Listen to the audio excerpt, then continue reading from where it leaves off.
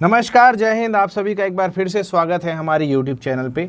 हम लोग एक साथ कर रहे हैं छत्तीसगढ़ राज्य सहकारी बैंक के द्वारा आयोजित हो रही परीक्षा के बारे में, है ना। इस परीक्षा के अंतर्गत कुल 400 से ज़्यादा पदों की भर्ती होने वाली है। इसका जो सिलेबस है आप लोग आई होप तैयार कर रहे होंगे। इसमें जो नया पोर्शन था ये 25 नंबर का एक पूरा नया पोर्शन जुड़ा था, जो सहकारिता अधिनियम है। इस सहकारिता अधिनियम के पोर्शन के अंतर्गत आप लोग सहकारिता अधिनियम में बैंकिंग वाला चैप्टर हमारे साथ पूरा पढ़ रहे हैं। तो यहाँ पे अधिनियम 1960 है, नियम 1962, सहकारी समिति का पंजीयन, प्रदेश में त्रिस्तरीय अल्पकालीन साख सहकारी संरचना, सहकारी समितियों का प्रबंधन, सहकारी समितियों के सदस्य, उनके अधिकार, दायित्व तथा विशेषाधिकार, संपरीक्षा, जांच, निरीक्षण एवं पर्यवेक्षण, सोसाइटी का परिसमापन, इतना पूरा आप हमारे साथ अभी तक के लेक्चर्स में कंप्लीट कर चुके हैं। एक रह जाता है छत्तीसगढ़ राज्य सहकारी अधिकरण। इसके बारे में अध्याय 10 में वर्णित है अधिकरण के गठन के बारे में। तो ये चीज़ भी मैं बताऊंगा, है ना। इसके लेक्चर्स के लिए आप लोगों को जो सहकारी संगठन का जो वो है पूरा गठन है वो हम लोग देखेंगे, है ना। राज्य सहकारी बैंक एवं जिला सहकारी केंद्रीय बैंक का गठन एवं संरचना, इस समय के इसी लेक्चर में हम लोग इस चीज़ को कवर करेंगे। इसी के बाद इसको करेंगे तो आपको समझ आएगा कि सारी चीज़ें कैसे कंट्रोल में की जाती हैं, ठीक है। तो ये वाला चैप्टर अभी आप लोगों के लिए रह जाएगा। हम शुरू करेंगे पूरा बैंकिंग वाला पोर्शन आप लोगों के लिए आज से। तो आज इस बैंकिंग के पोर्शन में आप देख रहे हैं बैंकिंग रेगुलेशन एक्ट वगैरह है। ये पहला है बैंकिंग रेगुलेशन एक्ट 1949 यथा सहकारी समितियों पर लागू पार्ट 5। दूसरा है राष्ट्रीय कृषि एवं ग्रामीण विकास बैंक नाबार्ड।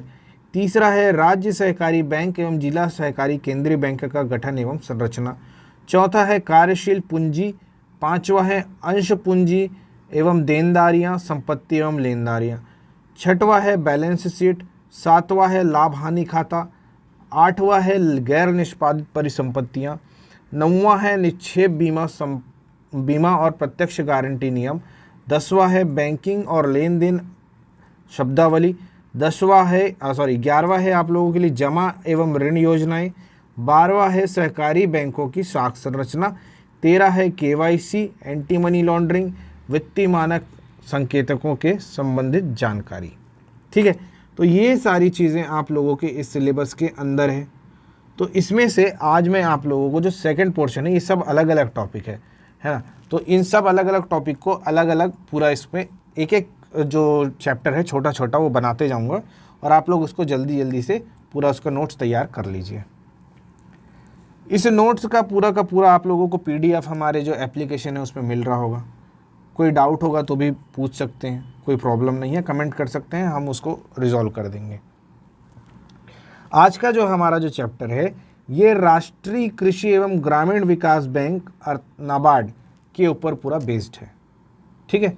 तो आज हम केवल ये नाबार्ड का पोर्शन आज हम कंप्लीट करने वाले हैं। तो चलिए शुरू करते हैं आज का हमारा अध्याय।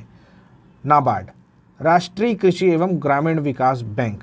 राष्ट्रीय कृषि एवं ग्रामीण विकास बैंक के बारे में यदि देखें तो इसके उद्भव और इसके जो विज़न है उस पर चर्चा करते हैं कि आयोजना की प्रक्रिया के आरंभ से ही भारत सरकार को यह बात स्पष्ट हो गई थी कि ग्रामीण अर्थव्यवस्था को गति देने के लिए किसी न किसी वित्त संस्थान की आवश्यक है, और ये वित्त संस्थान कैसा हो जो राष्ट्रीय स्तर पे साहूकारों और जो ब्याज उपलब्ध कराते हैं उन लोगों को रिप्लेस कर सके, है ना। ऐसा संस्थागत रूप एक देना था। तो क्या हुआ कि संस्थागत ऋण की व्यवस्थाओं की समीक्षा हेतु एक समिति क्रेफी कार्ड का गठन किया गया। योजना आयोग भारत सरकार के पूर्व सदस्य श्री शिवरामन जी की अध्यक्षता में यह समिति 30 मार्च 1979 को गठित हुई। कब हुई? 30 मार्च 1979 को गठित हुई, ठीक है। जो साहूकार ऋणों से छुटकारा दिलाने के लिए जो एक संस्था गठित की गई वो संस्था है नाबार्ड। इसके लिए जो आयोग गठित हुआ वो 30 मार्च 1979 को गठित हुआ। आगे देखते हैं तो आगे आप लोग को देखने क्या मिलेगा। 28 नवंबर 1979, 30 मार्च को हुआ, और इसने 28 नवंबर 1979 को रिपोर्ट प्रस्तुत की। इस रिपोर्ट में रेखांकित किया कि किसी न किसी एक ऐसी संस्थागत संरचना की आवश्यकता है जो सारी जो वित्त है उसको कंट्रोल कर सके, जो सारी वित्त की जो आवश्यकता है उसको पूरा कर सके, है ना। तो संसद ने 1981 के अधिनियम 61 के तहत राष्ट्रीय कृषि और ग्रामीण विकास नाम के बैंक के गठन का अनुमोदन किया। अभी अनुमोदन हुआ है, अभी गठित नहीं हुआ है।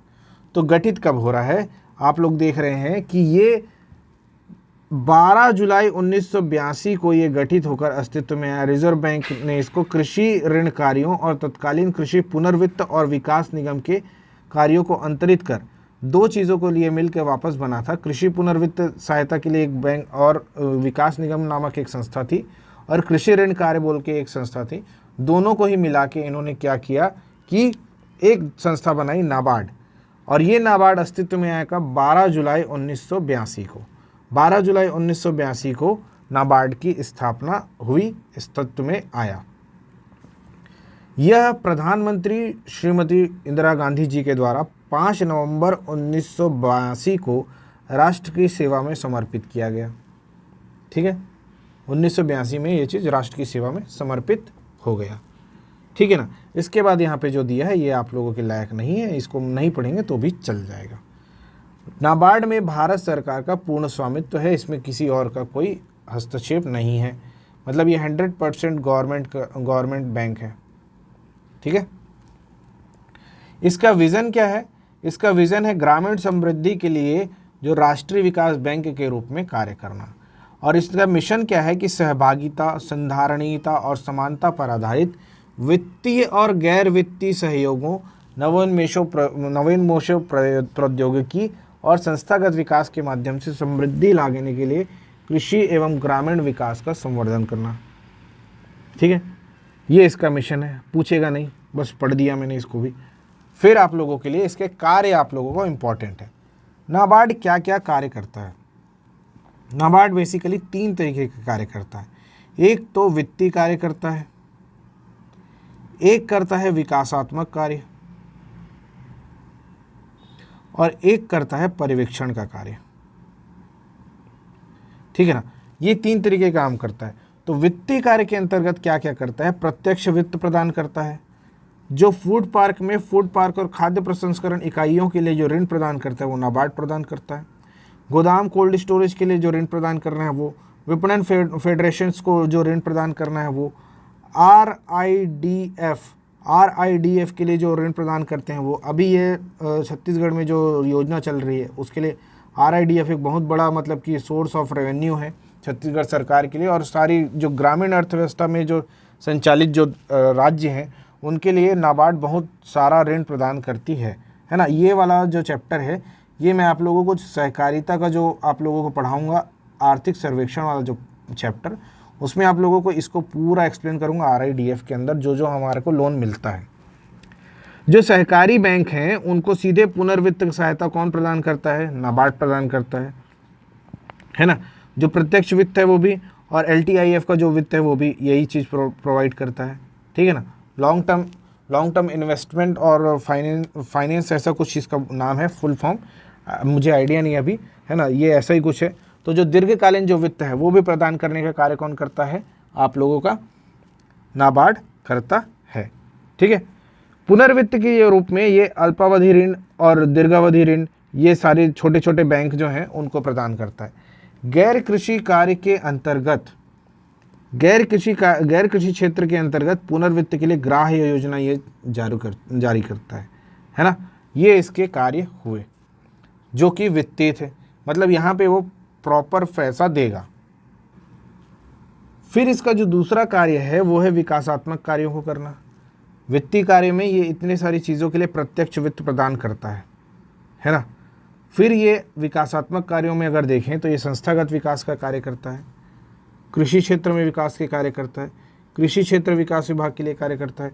गैर कृषि क्षेत्र में यदि देखा जाए तो वित्तीय समावेशन का जो कार्य है, जो क्या बोलते हैं सेल्फ हेल्प ग्रुप्स हैं, उनको भी ये सपोर्ट करता है। सूक्ष्म ऋण प्रदान करता है, और अनुसंधान एवं विकास के लिए जो ये फंड है वो भी प्रोवाइड करता रहता है। ठीक है। सहकारी बैंकों में जो कोर बैंकिंग सॉल्यूशन है वो प्रोवाइड करना किसका काम है, नाबार्ड का काम है। जलवायु परिवर्तन के लिए फंड करता है जो नाबार्ड है वो। United Nations frameworks on climate change के अंतर्गत एडाप्टेशन फंड जो है ये नाबार्ड से जाता है। ग्रीन क्लाइमेट फंड नाबार्ड का है। राष्ट्रीय जलवायु परिवर्तन पर अनुकूलन निधि कौन प्रोवाइड करता है? नाबार्ड करता है। ये सारे विकासात्मक कार्यों में खर्च किए जाते हैं, ठीक है ना। इसके बाद फिर सुपरवाइजरी का काम है, जो पर्यवेक्षण का काम है वो सारी चीज़ें करता है ना। पर्यवेक्षण की सारी जो निगरानी है वो सारा तंत्र करता है।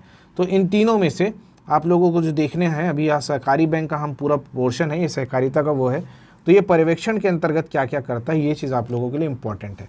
बैंक कार्य विनियमन अधिनियम 1949 की धारा 35(6) के तहत नाबार्ड राज्य सहकारी बैंक, केंद्रीय सहकारी बैंक और क्षेत्रीय ग्रामीण बैंकों का निरीक्षण करने का अधिकारी है, ठीक है ना। इसके अतिरिक्त राज्य के जो सहकारी संस्थाएं हैं, राज्य सहकारी कृषि और ग्रामीण विकास बैंक, शीर्ष बुनकर समिति, विपणन संघ आदि का भी क्या करता है? नाबार्ड अपने समय के हिसाब से क्या करता है? निरीक्षण कर लेता है ना। तो ये उसके पास अधिकारिता है कि वो कभी भी किसी भी सहकारी जो संस्थान है जिसको उसने ऋण प्रदान किया है वो उनका निरीक्षण कर सकता है। निरीक्षण और पर्यवेक्षण का उद्देश्य क्या है? वर्तमान और भावी जमाकर्ताओं के हितों का ध्यान रखना, यह सुनिश्चित करना कि इन बैंकों के कामकाज संबंधी अधिनियमों, नियमों, विनियमों, उपनियमों के अनुसार संचालित किया जा रहा है, ये भी इसका काम है। आरबीआई के अतिरिक्त ये काम भी करता है, आरबीआई के अतिरिक्त ये भी वो चीज़ कार्य करता है जो आरबीआई करता है, ठीक है ना। तो ये चीज़ हो गया। फिर आप लोगों को देखने को मिलता है कि ये सुनिश्चित करता है कि नाबार्ड भारतीय रिजर्व बैंक सरकार द्वारा तैयार और जारी नियमों, निर्देशों के अनुसार पालन किया जा रहा है। जितने भी बैंकिंग काम कर रहे हैं, जिनको जिनको ये फैसिलिटी प्रोवाइड कर रहा है, वो लोग सब आरबीआई के गाइडलाइन में काम कर रहे हैं कि नहीं, ये चीज़ देखना। बैंकों की वित्तीय सुदृढ़ता की जांच करना, ज़्यादा एनपीए तो नहीं हो रहा है ना, ज़्यादा अपन ऐसे लोन तो नहीं दे रहे हैं जो वापस पटा नहीं पा रहे हैं, तो इस चीज़ के लिए वो शक्ति अपनाता है। फिर वो मतलब बैंक को गाइडलाइन जारी करता है कि इससे ज़्यादा कोई लोन प्रोवाइड नहीं करेगा, इनसे आप ऋण वसूली कीजिए, नहीं तो ये एनपीए हो जाएगा। ये सारी चीज़ें, एनपीए मतलब गैर निष्पादित परिसंपत्तियाँ ऐसा बोलते हैं, है ना। संस्थाओं की मजबूती के लिए उपाय सुझाना ताकि वे ग्रामीण क्षेत्रों में ऋण संवितरण का कार्य अधिक कुशलता के साथ कर सकें। ये इसका मतलब जो इसका बेसिक काम है वो ग्रामीण क्षेत्रों के अंदर जो बैंक स्थापित हैं, जो लोगों को सहायता के लिए जो बैंक स्थापित हैं, वहाँ पे जो बैंक स्ट्रक्चर है, जो वित्त स्ट्रक्चर है, उसको पूरा सुदृढ़ करना इसका काम है, ठीक है। तो इसमें आप लोगों को जो पूछा जाता है वो पूछा क्या जाता है? केवल और केवल इसके जो क्या बोलते हैं स्थापना के बारे में सारी चीज़ें पूछी जाती है, और जो इसके जो बैंकिंग सेक्टर हैं उनके अंदर ये क्या क्या सुविधाएं प्रदान करता है, ये सारी सुविधाएं आप लोगों को पूछी जाती हैं ऑप्शंस के रूप में, ठीक है। चलिए मिलेंगे फिर अगले लेक्चर में, तब तक के लिए धन्यवाद, जय हिंद।